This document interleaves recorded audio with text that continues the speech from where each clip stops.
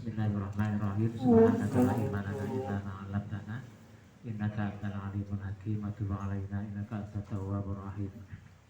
Wa taqabbal minna innaka antas samiul 'alim. Wa 'allimna min ladunka ilman nafi'a ya dzal jalali wal ikram. Allahumma iftah lana hikmataka wa ansur 'alaina rahmataka ya dzal jalali wal ikram. Al-Fatihah.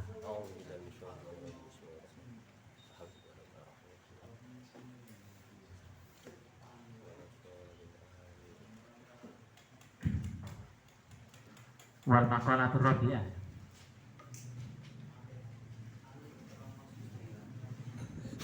Halaman 55.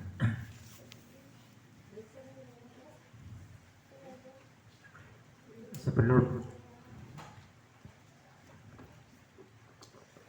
saya baca, perlu saya kabarkan bahwa insya Allah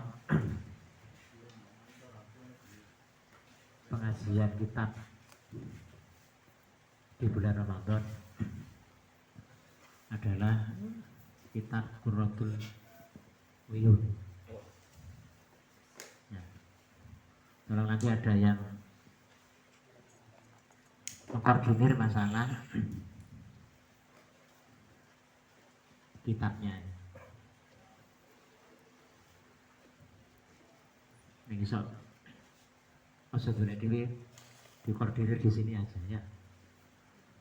Nanti saya tanyakan di toko dukun Sikit itu harganya 900. 9.000. Ya nanti sampean tuku 10.000, baginya 3 ngopi sing ngurusi. Di apa maknanya renggak, jadi ditulis besar-besar jadi renggak.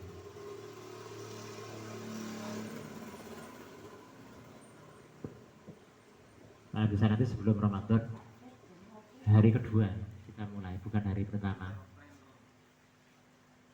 Kawan-kawan sudah memegang kitabnya.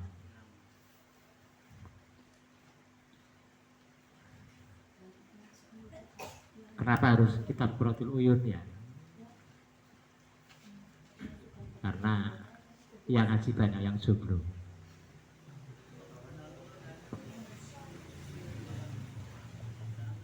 Jomblo tua. Jadi muga-muga oleh barokah ngaji kitab Qurratul Uyun terus jodohnya teko. Amin. Barangkali dengan menghatamkan kitab Qurratul Uyun itu adalah prasyarat yang jomblo-jomblo layak untuk segera menikah.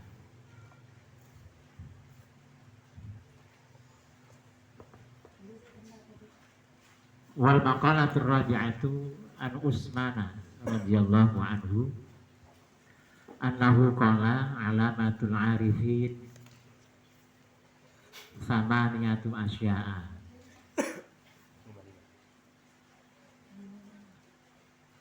Qalbuhu ayil arifi ma'al khawfi wa raja'i. Wa aslul khawfi ma'rifatul qalbi bi halalillahi ta'ala wa qahrihi wa winahu an jami'i khalqihi.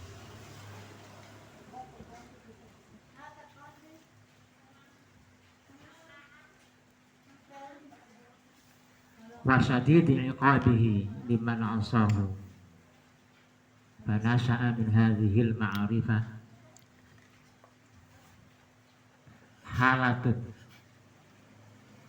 halatu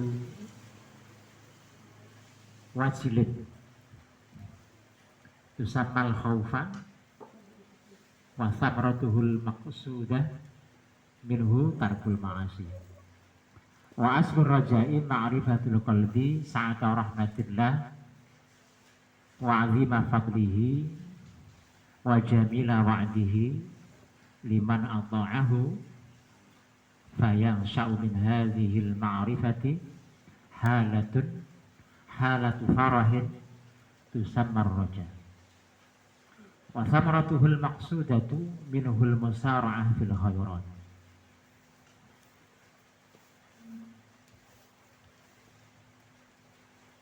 Radhiya muga-muga ngridani sapa Allahu Allah anhu saking Utsman. Anahu satemene Utsman iku kala ngendika sapa Utsman. Ada natul arifina utawi tandone wong kang arifillah, wong-wong kang makrifat. Tandone wong-wong kang arif. Iku sama niatu asya'a wolu pira-pira suwiji-wiji.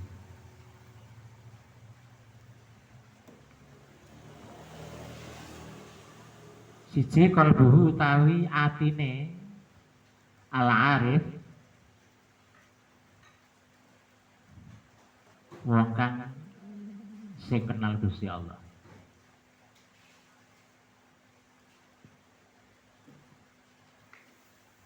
Kemarin saya jelaskan bahwa ma'rifat itu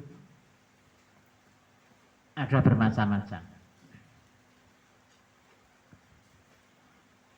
Kalau orang itu makrifat dengan dalil, ya, itu disebut mutakallim atau minal mutakallimina, ahli di bidang teologi. Jadi mengenal Allah dengan dalil-dalil, baik dalil nakli maupun akli. Maka disebut kelompok mutakallimin.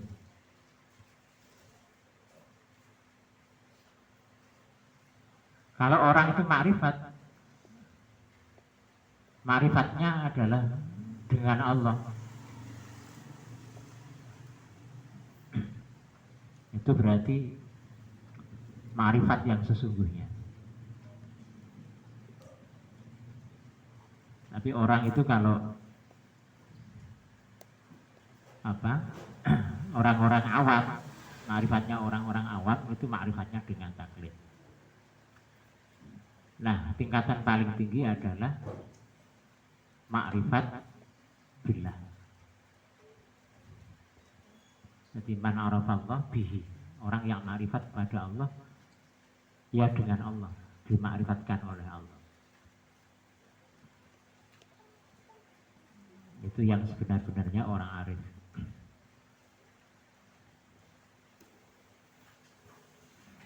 Ma'al khaufi sartane iku wal khaufi sartane wedi. Warroja'i lan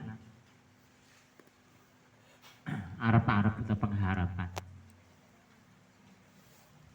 Wedi karo arep-arep.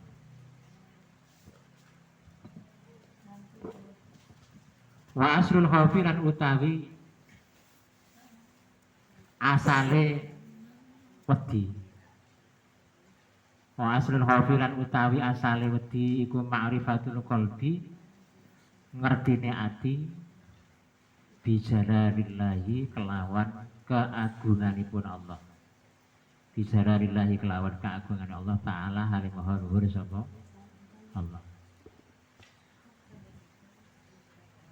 Wa qahrihi lan murba wasisane Allah. Kalau dalam bahasa Indonesia ya,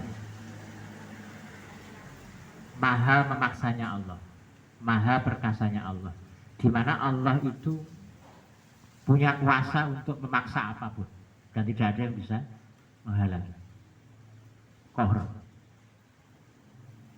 Suka tidak suka, kalau Allah sudah menghendaki maka tidak ada satupun hal yang bisa menghalangi kehendaknya. Maka Allah punya sifat qahar. Jadi hatiku nyawa keagungan Allah, keperkasaan Allah, kebesaran Allah. Wahinahu lan semugi Allah.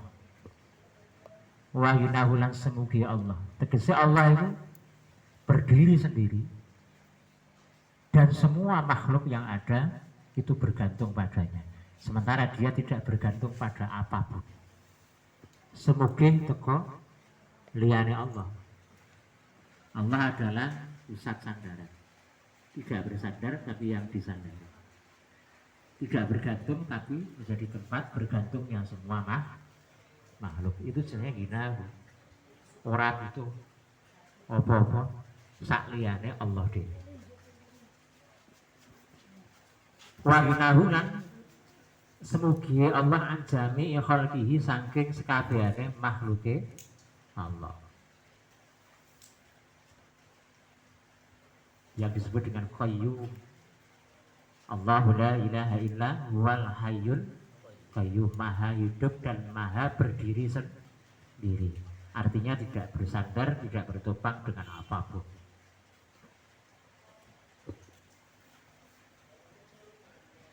Anjani khalqi saking sekabehane makhluke Allah.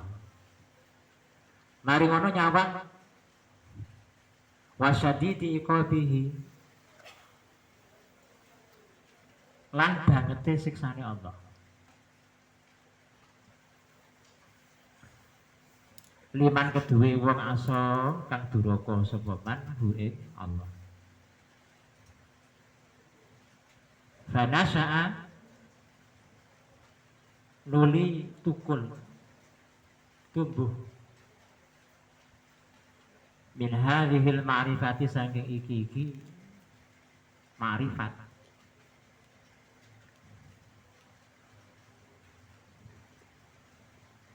apa halatu wajilin keadaan wedi, keadaan ketakutan. Tu sama kang den arani apa halah al khaufa al khauf rasa wedi. Wa samratuhu lan utawi buahe al khauf al maksudatu kang den maksud minhu saking khauf iku tarkul ma'asi ninggal maksiat. Jadi tandane wong makrifat iku ning atine ana khauf lan raja. Ana rasa wedi lan rasa pengharapan. Nah, rasa takut itu muncul adalah karena hati itu mengetahui keagungan Allah, kebesaran Allah, maha Allah. Terus maha tidak butuhnya Allah pada semua makhluk. Hati juga kemudian melihat dahsyatnya atau pedihnya siksanya Allah untuk orang yang bermaksiat kepada Allah. Dengan perasaan seperti itu muncullah suatu keadaan ketakutan yang disebut dengan khauf. Yang dengan ketakutan ini mendorong dia untuk punya kiat meninggalkan kemaksiatan. Rasa wedi nek murkane Allah, rasa wedi nek siksane Allah iki gerak wonge untuk punya kiat meninggalkan kemaksiatan. Nah, wong nek gak duwe khauf bahaya. Wong nek gak duwe rasa khauf bahaya. Akhirnya ngeremehno maksiat. Aku ora dirasa wedi.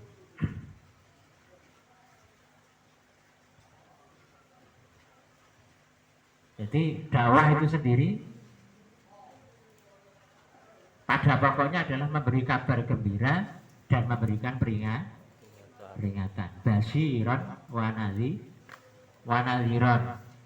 Dikai kabar gembira itu cek semangat ibadah, cek semangat ngelakon taat, diiming-iming swarga, diiming-iming disenangi Gusti Allah, diiming-iming iso bareng karo Gusti Allah. Itu termasuk kabar gembira bagi orang-orang yang taat.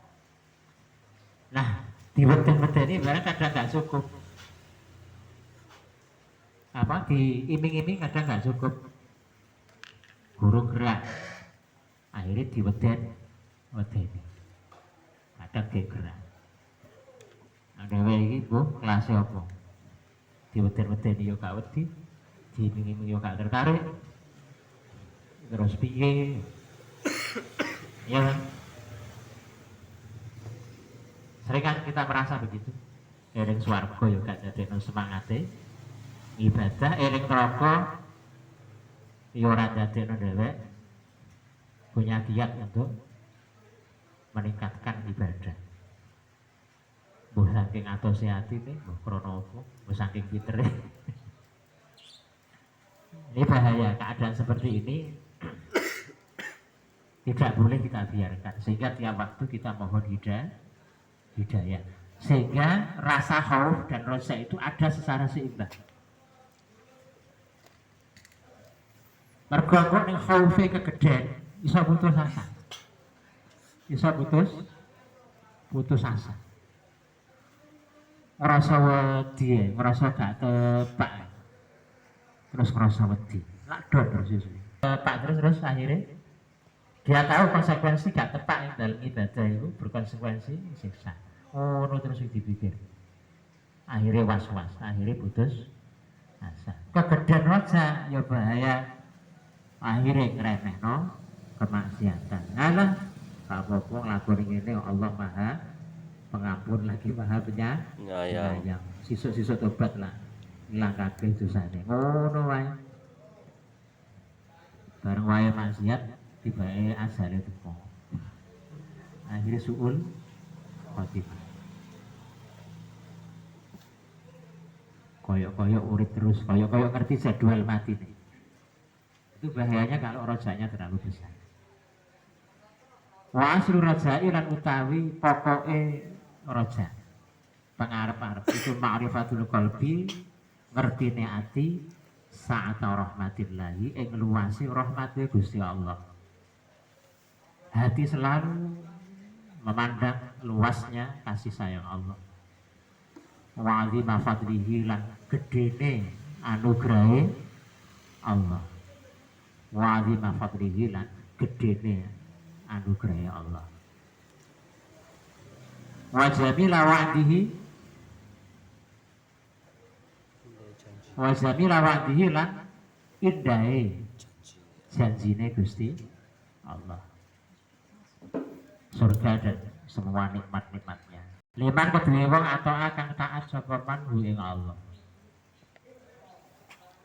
Dengan begitu faya nasya'u nulikari tubuh lahir min hadhil ma'rifati saking iki ma'rifat apa halatu farahin tingkah seneng, tingkah gembira. Itu sama kang den arani, itu sama kang den arani apa halah arrojae arroja pengarep arep rahmati Gusti Allah.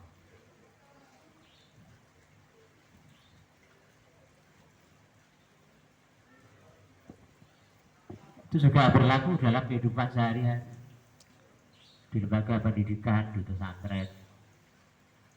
Ada yang namanya reward and punishment.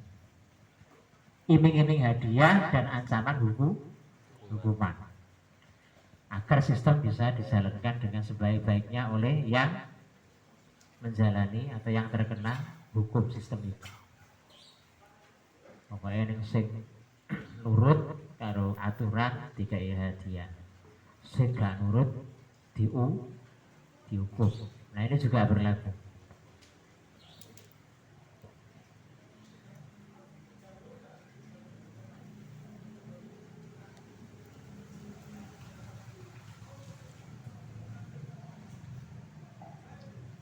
Nah perlu kita pertanyakan, dewe ini termasuk kadar khaufi sabiro rojae sabiro. Terus efek di perasaannya dewe itu piye? Aku kehidupan kita sehari-hari koyo piye? Nah, kita khawatir tiba khauf karo rojae gak ono labete belas.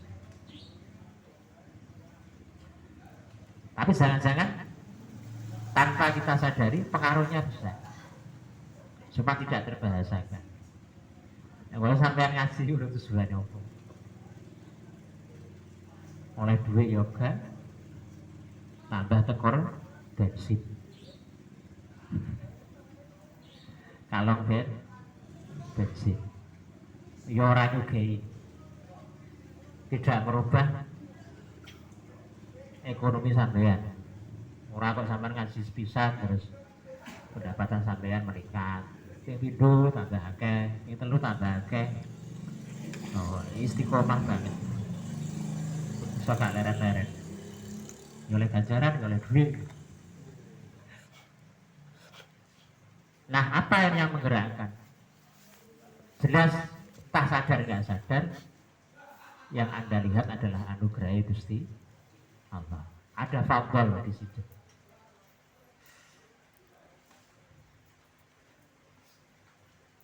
Dan sampean ikut ngaji itu dengan perasaan yang gembira. Karena ada keyakinan ngaji kados ngeten iki ada barokah, ada fadilah yang diberikan oleh Allah Subhanahu wa ta'ala. Makanya ini nak sugih wong mukmin iku gak materi. Wong mukmin sugih gak sugih materi, tapi sugih nilai amal. Maka bagi kita manusia terkaya adalah manusia yang bisa mengumpulkan banyak nilai kebaikan. Entah itu berupa ibadah maupun amal soleh. Ta'alum seperti ini kan termasuk amal soleh. Makanya ada sebuah hadis Rasulullah bunyinya gini, miskinun 3 kali. Rajulun laisat lahu imra'atun. Wa qalu wa ikana ghaniyan katsiral mal qala na'am wa ikana ghaniyan katsiral mal. Jadi Rasulullah itu pernah bersabda miskin kanggone wong lanang sing ora duwe bojo. Para sahabat takon, lho Kanjeng Nabi senajan sugih akeh bondone, iya masuk akeh bondone tetep miskin ning gak duwe bojo.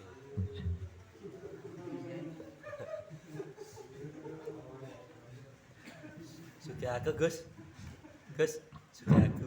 sugih aku. Apa maneh durung duwe bojo, ya ora sugih pisan. Albarat kena dibak apa-apa. Nah, miskinatun imra'atun laisa laha rajulun. Kemudian para sahabat bertanya, qalu wa in kanat ghaniyah mukthiratul mal. Miskin kanggone wong wedok ya. Senajan sugih tapi burung duwe bojo. Makanya orang itu kalau nikah itu langsung statusnya kaya menurut Allah dan Rasulullah. Walaupun dari sisi harta nggak banyak atau nggak punya. Mergo apa?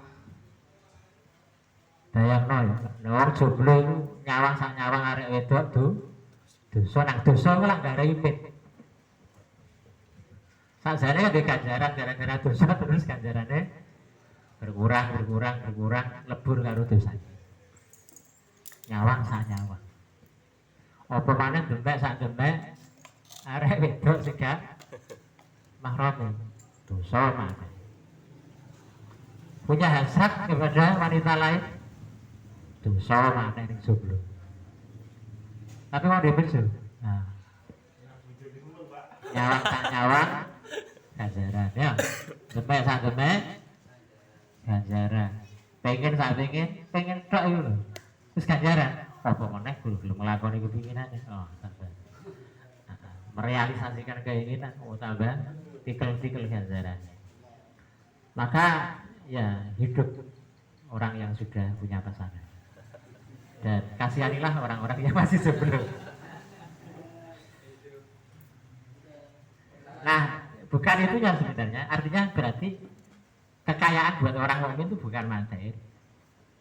Bukan materi. Nilai.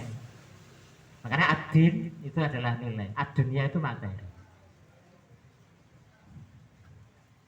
Nah, ad-dunya bisa menjadi nilai kalau diamalkan. Tapi yang di dunia tapi gak ada diamal, ya hanya materi. Tidak punya nilai. Salah sepenting cukup lah. Seperti ganjarannya sing agak. Makanya wabtagi fima ataqallah daral akhirah. Wabtagi itu dulu apa menang. Fima yang dalam apa wae sing diparingna Allah golek-golek daral akhirah untuk kepentingan akhirat. Tapi bareng bakas donya wala tansa nasibaka minat dunia. Tapi ya ojo lali bagianmu terkait masalah kebutuhan dunia. Nah, sebenarnya pemenuhan kebutuhan duniawi ya, itu juga bisa menjadi darul akhirah. Misalnya sama butuh makan, terus sama niati supaya tetap kuat ibadah. Makan sampai itu jadi darul akhir. Ngombe sama maca bismillah, terus punya kesadaran dengan minum ini, saya bisa tetap bisa melakukan ibadah atau kebaikan. Ngombe sampai itu jadi ibadah. Apapun itu dalam kesadaran ibadah, apa yang duniawiya itu menjadi akhirat. Itu tergantung mindset kita sebenarnya. Orang bocah wis gede. Nah, terus waten ngomong bocah sini.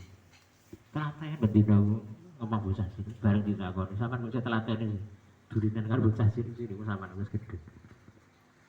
Niate iki halus suruh nyenengno bocah. Misalnya tadi ibadah kita durinan karo bocah cilik tapi dadi daral akhirah mergo niate itu halus surur ngelipur nyenengno bocah-bocah sini.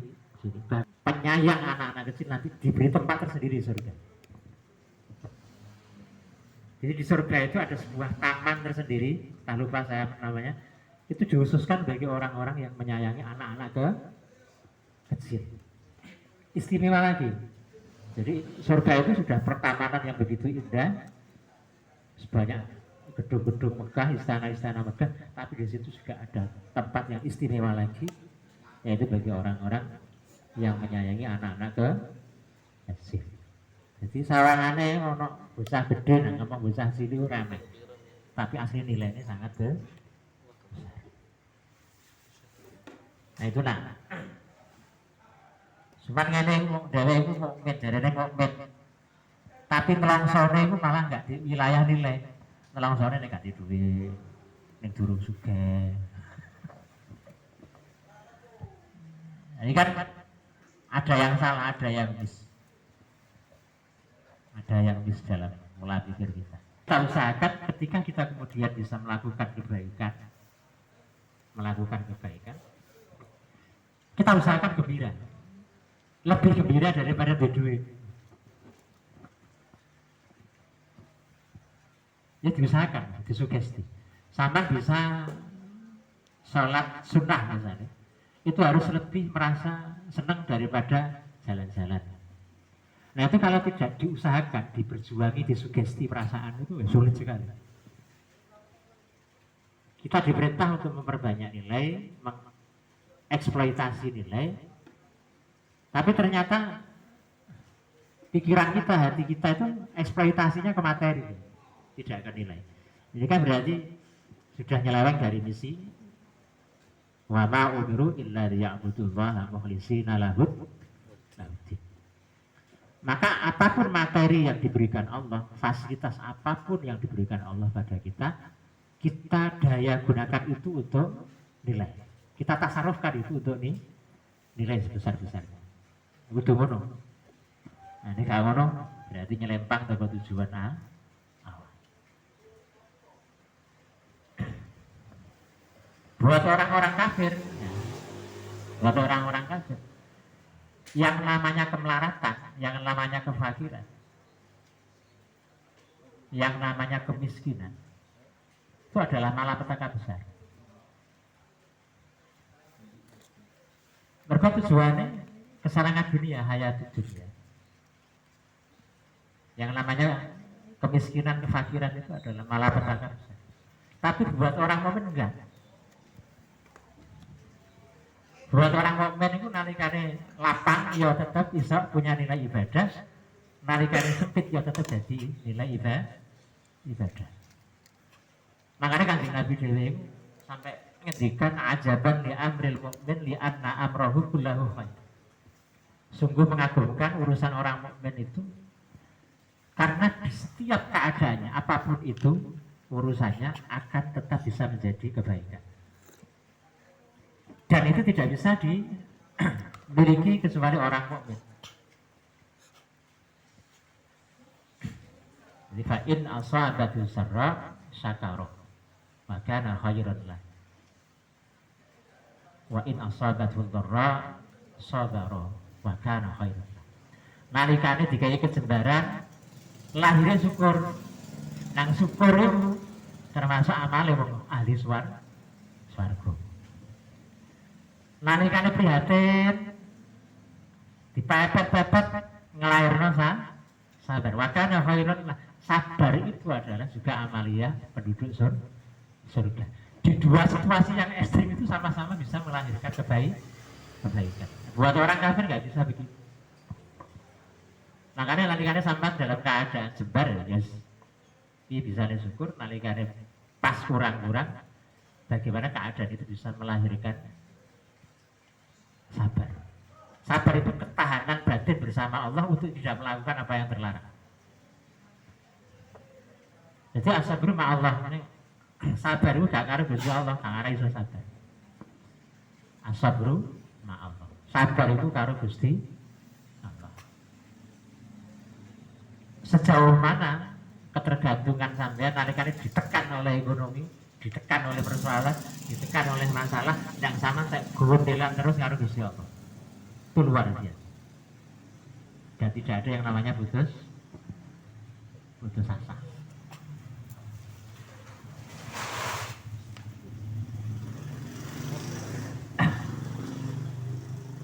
Kita lanjutkan.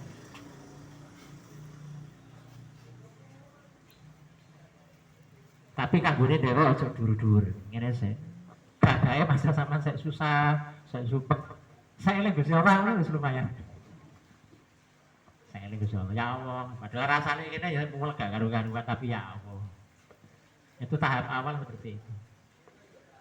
Nanti lama-kelamaan ketika sampai dalam keadaan susah yang Anda panggil itu adalah Allah, Allah juga akan menyambut. Bagaikan gayung bersambut.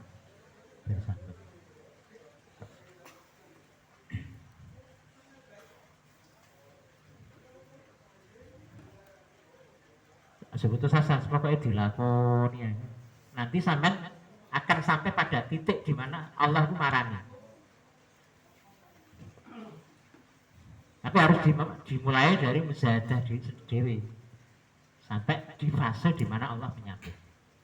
Kemudian disambut Allah batak serempet enggak.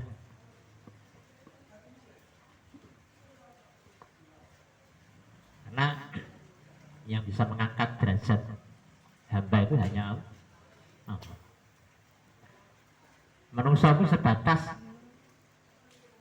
iso nglakoni perintah sak mamune.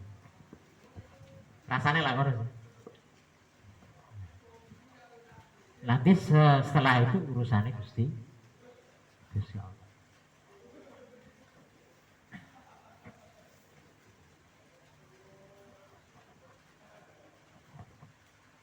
Dulu. Saya dulu kan sudah dilatih untuk memperbanyak zikir. Maksudnya kalau guru itu di perintah ngakeh-ngakeh zikir. Waktu itu saya merasakan bahkan antara zikir saya dengan keadaan hati saya itu nggak sambung. Waya sumpek ya tetap sumpek, waya susah ya tetap susah, waya budek tetap budek. Tapi perintah untuk memperbanyak zikir tetap saya lakukan. Saya anggap memang belum ada hubungan memang. Jadi dalam waktu yang lama saya belum bisa merasakan ala birikrillah tatmainnul qulub, aku kurang bisa ngerasakan. Iki dia ala birikrillah tatmainnul qulub bukan kroso-kroso. Seiring waktu, ketika perintah itu tetap saya lakukan ya, tentu dengan kemampuan saya, ya kadang-kadang bolong-bolong, kadang ya iso rutin. Tapi sampai saat ini begitulah keadaannya, bahwa saya tetap berkomitmen untuk bisa melaksanakan itu. Itu beda. Perasaan hati saya dulu beberapa tahun yang lalu dengan sekarang jauh berbeda. Setiap saya weekend, saya itu merasakan ada labet yang menenangkan. Bisa malah tenang, gak panik, gak kepo. Nah, kalau masalah terus eling Gusti Allah, labet itu mulai kerasa. Masalahnya mari apa gak ya, minimal respon hati kita itu gak negatif, atau hati kita tetap stabil. Nah sampai nunggu yang ngono kok. Mas harap-harap saya bisa ngerasa nolakono dhisik perintahe guru. Kapan nanti efeknya atau fadilahnya diberikan terserah Allah. Pokoknya saya sama melaku di jalan yang dikehendaki. Gak usah mikir hasil. Gak mungkin sia-sia. Karena jalan yang kita tempuh itu adalah jalan perintah. Maksud Gusti Allah perintah gak ada manfaat, gak mungkin. Mesti ada manfaat. Cuman dalam bentuk apa, dalam keadaan apa, kapan itu Allah sing ngatur, gak dewe sing ngatur. Wong dewe sing ngerti apa yang terbaik untuk diri kita daripada kita sendiri. Harus punya pola pikir seperti itu. Selalu optimis. Oh tiba-tiba saiki, krasane ku saiki.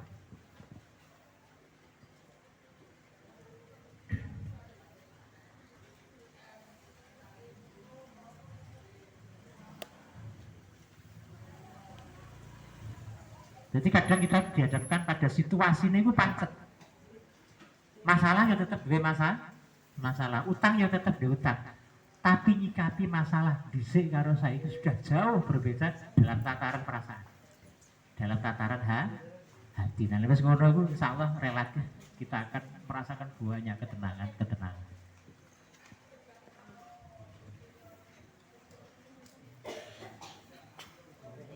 Kalau bisa sampan ya ngono. Ayo bareng-bareng ngono. Insyaallah kita akan merasakan, dirasakan oleh umumnya orang.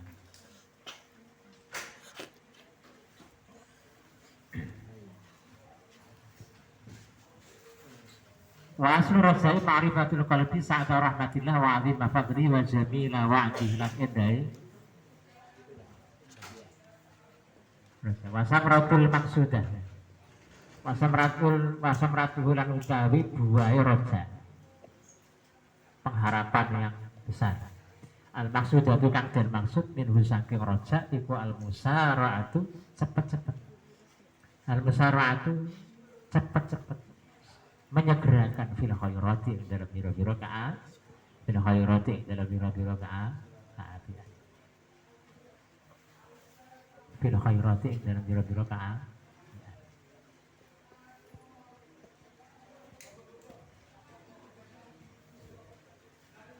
Ruwayat diriwayatkan Bapak Naus atau mana Kanjeng Nabi Muhammad sallallahu alaihi wasallam iku kon ngendika sapa Kanjeng Nabi. Mastama orang ngumpul apa arroja'u arroja arep rahmat pangapuran wal khaufu lan wedi bedune Allah, siksane Allah di qalbi mukminin ing dalem atine wong mukmin illa a'ta kejaba paring hu ing mukmin sapa Allah azza wa jal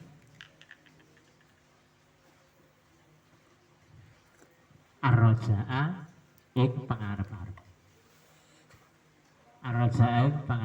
wa ammanalan ngamanaken minal khaufi saking rasa wedi, minal khaufi saking rasa wedi. Nah ini ngene nak. Ini ada yang menarik. Mastama'ar raja wal khauf min qalbi mu'min illa atahu Allah azza wa jalla ar-raja. Jadi ketika roja pengharapan seorang hamba pada rahmatnya Allah, pada pengampunannya Allah, begitu juga dengan khaufnya, ketakutan hamba kepada murkanya Allah, pada siksanya Allah, itu nanti bisa menyebabkan Allah memberikan rasa roja. Kita malah diberi kebahagiaan dan diamankan dari rasa takut. Padahal awalnya harus ada roja dan khauf yang seimbang di dalam hati. Tapi buahnya dari itu malah Allah nanti memberikan rojanya yang muncul dan merasa aman dari ketakutan. Makanya wali-wali itu selalu bahagia. Jadi innalladzi naqalu rabbunallah tsumma istaqamu tatanazzalu alaihimul malaikatu alla takhafu wa la tahzanu wa abshiru bil jannah. Allah takhafu wa la tahzanu itu kan berarti situasi di mana manusia atau hamba itu tidak tertaklukkan yang namanya rasa susah dan sedih. Tetap orang sedih ngelintas, tetap orang susah ngelintas, tapi tidak terkuasai. Nah, sampean mesti punya pengalaman begitu walaupun sebentar. Susah tapi iso kendhalekno. Jadi antara rasa susah sampean karo sampean dhewe sing iso nyawang susah iki ono. Iya, aku susah. Tapi gak tak turuti. Ini kan seakan-akan ada sampean sing nurani ya. Dan ada nafsu yang lagi sedih. Dan dua unsur itu bisa dilihat. Nah, kekasih-kekasih Allah itu yang sudah tidak ditaklukkan rasa takut dan rasa susah, hidupnya seperti di surga walaupun masih di dunia. Nah, kekasih Allah itu harus ini mengelola perangkat ini, kondisi-kondisi ini di dalam hati kita, sehingga nanti wa'amanahu minal khauf. Ketika itu kemudian sudah terjadi, Allah akan mengamankan dia dari rasa ketakutan. Bayangno ya, khauf terlalu tinggi juga nanti menyebabkan orang itu putus asa, hatinya selalu susah, sedih, khawatir, nggak punya semangat. Ya, wedi itu kan loro. Ya. Nah, kalau bisa seimbang, kemudian yang diberikan Allah adalah rasa aman dari ketakutan.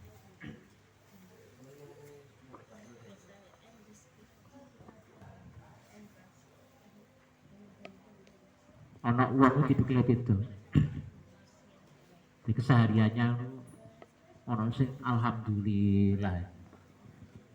Ketemu apa ya alhamdulillah. Panjang orang cahaya sing gede. Anak uang tua benar apa, peduk sopo, urusan apa?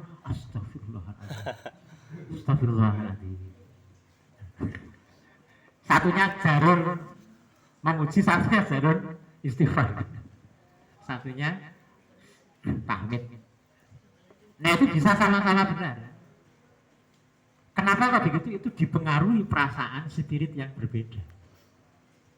Ada kawula ini memang yang dominan itu rasa bersalah. Sehingga ada ketawaduan di sana, sehingga nggak pernah merasa layak untuk menjadi kekasih Allah. Ketawaduan itu akhirnya malah dijadikan kekasih. Ada yang optimis terus, sing disawang rahmati Allah. Allah Maha Pengasih, Allah Maha Penyayang, Allah Maha Pengampun. Pokoknya sing enak-enak gitu. Nah Allah itu dikororo ya seneng. Itu bagian dari zatnya, bagian dari diri Allah. Sehingga ada wali itu jalurnya jalur syukur. Ada jalurnya jalur itu mau, jalur khauf. Ono wali itu guyu, ya wali. Ono wali itu nangis, tapi ya pada wali. Ya situlah manusia fenomena kehambaan. Ketika berhubungan dengan Tuhan punya cara sikap yang berbeda, tapi sama-sama benar.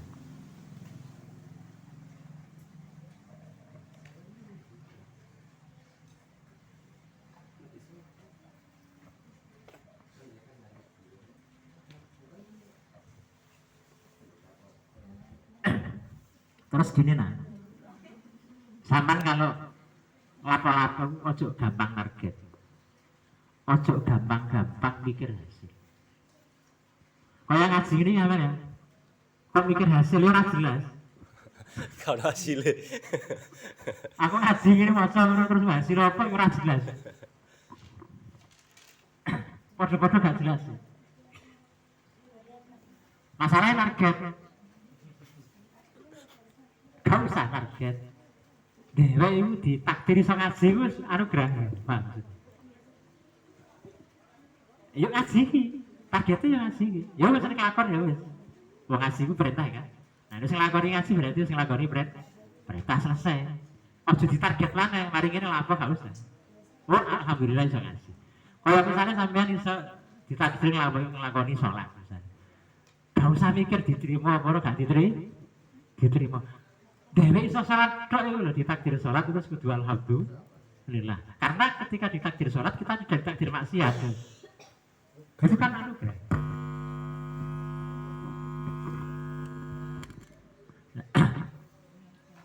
Lah kan konyol banget. Ketika mikirin ngono ae, ya susah terus. Alhamdulillah iso salat, iso takbir, iso sujud.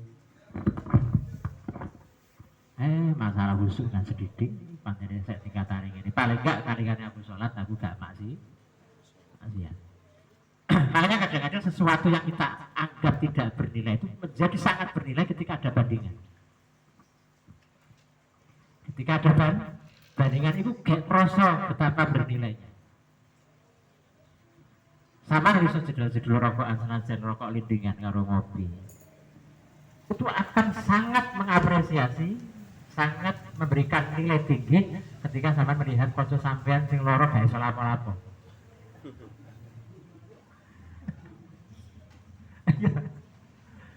Bahwa nikmatnya mabuk rokokan ngopi. Yang bandingannya ono konco ya. Jadi kembang bayar wis gak iso obah. Kok rokokan mangan ya gak iso.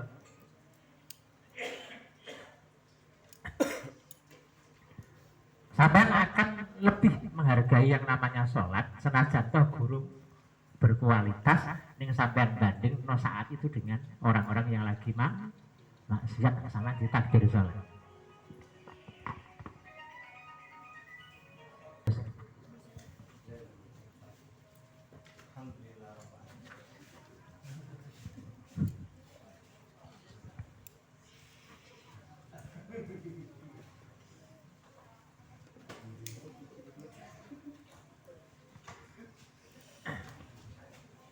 Jadi coba ketika lama-lama itu sama golek bandingan yang agak ekstrim agar bisa mensyukuri keadaan yang sampean alami saat itu. Mula alhamdulillah maksudnya ini saya aman.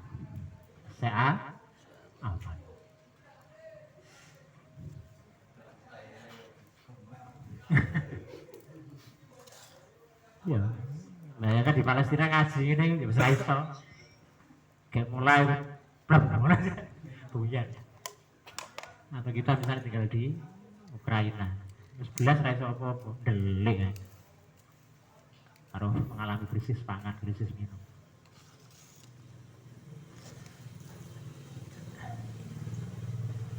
Di mau. Rawan kita akan dengan hati sebab Tabarani, walisanuhu lesane sapa mukmin iku ma'al hamdi sartane. Nah iki sartane muji, sartane pujian wasana ilan pujian Allah yang ada si Allah. Anggap padha alhamdu karo sana.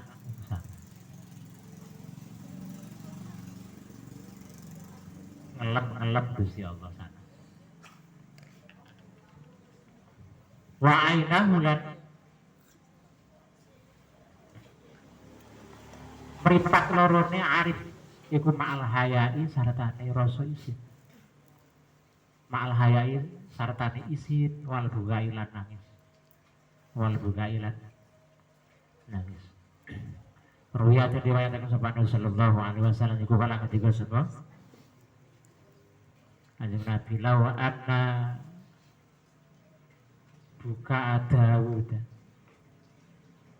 Lawa anna buka Dawud lamun sak temene nangise Nabi Dawud. Wa buka alil ardi lan nangise penduduk bumi. Iku ya dilu bandingi apa buka adama ing nangisi Nabi Adam buka adama ing nangisi Nabi Adam ma adalah mongko ora bisa bandingi apa buka hu ing Adam.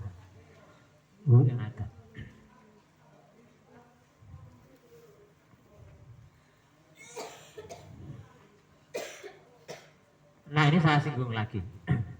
Artinya apa? Bahwa tangisan Nabi Adam itu adalah tangisan merasa sangat berdosa, merasa sangat bersalah dengan Allah. Was dilarang mangan buah holdi, kok saya tetap mangan gara-gara pengaruh iblis.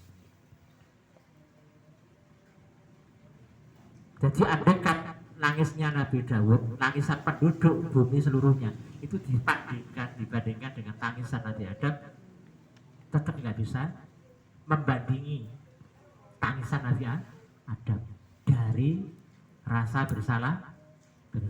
Rabbana zalamna anfusana wa illam taghfir lana wa tarhamna lanakunanna minal khasirin. Sekarang Adam. Kalau umpama iblis tiru Nabi Adam apa? Kan pada salah ya. Jadi iblis mempengaruhi Adam itu juga salah ya, dalang ini. Sing dipengaruhi ya salah, kok bisa terpengaruh. Pada salah. Cuman kasusnya Adam mari salah, ngakui salah terus jadi sepuro. Tapi ning iblis mari salah, nantang. mentengkel. Lah kok ngono tok gitu. Kelebihan manusia dibanding setan iblis itu cuma itu. Ya padha-padha iso nglakoni salah, cuma ning manungsa iku gampang nglakoni salah, ngrasa betul, ngrasa bersalah terus njaluk sepuro. Menurutku pernah ya, iblis itu nginjen-nginjen Nabi Musa, didelok jadwale pertemuan karo Allah. Mergo Nabi Musa itu sering kali ada janjian pertemuan karo Gusti Allah. Sampai iblis ini tadi jadwal. Bareng pas jadwale nang Gunung Turisit disekat karo iblis. Musa. Ngapa kuwi iblis? Ono apa iblis tumben. Yo ya sepurane. Saat durunge ketemu Gusti Allah aku titip resep wae. Titip apa? Anu takon apa? Aku mau jaluk sepuro Gusti Allah ngono sak diterima ta. Nabi Musa itu pernah dititipin gitu. Aku mau tobat ya sepuro pangeran. Kira-kira masih ada kesempatan enggak untuk saya gitu. Oh iya tak sakno. Ketika Nabi Musa sudah ketemu dengan Allah, disampaikan itu pesannya iblis. Gusti ini wonten titipan pesen. Apa? Iblis lho Gusti. Tanglet jenengan lewat kula. Kok upama iblis niku taubat yo sepuro jenengan ngoten tasih jenengan paringi kesempatan. Oh iya. Tetap tak kai kesempatan, tapi ora syaratnya. Syaratnya apa Gusti? Kokon iblis sujud di kuburannya Adam. Oh ngoten Gusti, kalau sampai mudun sedina iblis. Piye. Iki dari Gusti Allah. Ya, seorang kesempatan. Wah, alhamdulillah. Orang iblis alhamdulillah kayak itu. Alhamdulillah. Seorang kesempatan kisah. Tapi orang syaratnya apa? Ente kokon marah kuburan ada. Terus dikokon sujud ini pun karo Gusti Allah. Nek ngono disepuro. Lah. Sujud di kuburannya Adam. Wong Adam seurip ae gak gelem apa ora mati.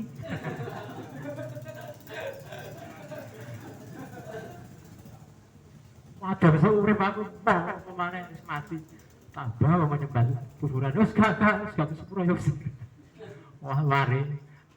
Lagi-lagi terkendala dengan masalah kesombongan. Gak gelem akhirnya. Gak gelem. Dan tetap di jalan yang lurus. Ya lurus bagi iblis. Kalau iblis baik kan berarti jalan belok ya kan. Mengagetkan.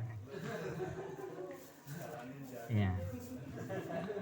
Oh ya, yes, ngono aku tak tetap di jalan gua ya. Jalan yang lurus untuk iblis. Ya sampai kayak gitu, ya modelnya ngono. Jadi jangan kira iblis juga enggak mikir gitu. Mikir. Wah iki kok ngene terus aku pikir asal kulit terus. Mereka salah masih. Ternyata pernah menggunakan apa? Peluang rahmati Gusti saat rahmati. Tapi aku mau berarti kon sujud. Nah, kebetul. Banyak iblis itu teko. Wawa geni. Gak geni nih, wawone. Mari sim. Minat. Nah, itulah kemudian yang membedakan berangkatnya maksiat iblis dengan Adam. Kalau Adam maksiat itu karena tidak bisa menahan syahwat. Tapi maksiatnya iblis karena kesombongan. Nah, maksiat karena kesombongan itu adalah maksiat yang tidak terampuni. Sementara maksiat yang karena tidak bisa menahan syahwat itu adalah hilang. Masih diberi kesempatan. Mereka tetap tawadhu. Sama maksiat itu lah. Gak perkara sama tentang Gusti Allah. Lah gak iso nahan ya. Kayu sih. Rata-rata kita itu kalau maksiat itu kan bukan bermaksud untuk menentang Allah. Artinya nyombongi sombong di hadapan Allah. Enggak kan? Ya mau gak iso nahan kepinginan orang. Baru kelihatan kan perasaan bersalah itu muncul, perasaan berdosa, perasaan kotor. Itu ketawaduan manusia di situ yang menyebabkan masih punya peluang untuk dia. Nah ini iblis kan, iblis salahnya teko kesombongan. Sing kesombongan itu hanya hak Allah.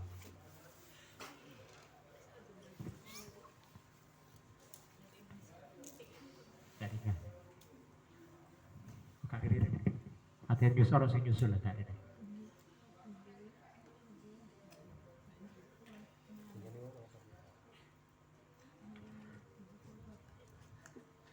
Wa iradatu lan utawi kekarepane arif iku ma'atarki sartane ninggal waridho lan ridho ai ma'atarki iradati nafsihi tegese sartane ninggal kekarepane nafsune al arif wa ma'ar ridho lan sartane ridho li iradatihi ta'ala li iradatihi mari kersane Gusti Allah Ta'ala mau luhur sapa. Orang itu kalau sudah makrifat, tingkatannya makrifat, obah saobah, lapo sak lapo, iku gak karepe awake dhewe, tapi dasare petunjuke Gusti Allah. Orang khos itu sudah mulai memasuki ini. Ngono wis khawas wis fana wis. Apa-apa sakarepe Gusti Allah, yo gak takon, yo gak apa, yo sakarepe Gusti Allah. Masa iso malah ngono, masa iso Pak, iso buktine diterangno iki. Cuman dhewek durung iso. Di ai ma'atarki iradati nafsihi wa ma'aridha li iradatihi ta'ala. Li nafsil arifi. Maring awak dhewe ne wong arif. Dikarepno Allah piye wae ridho.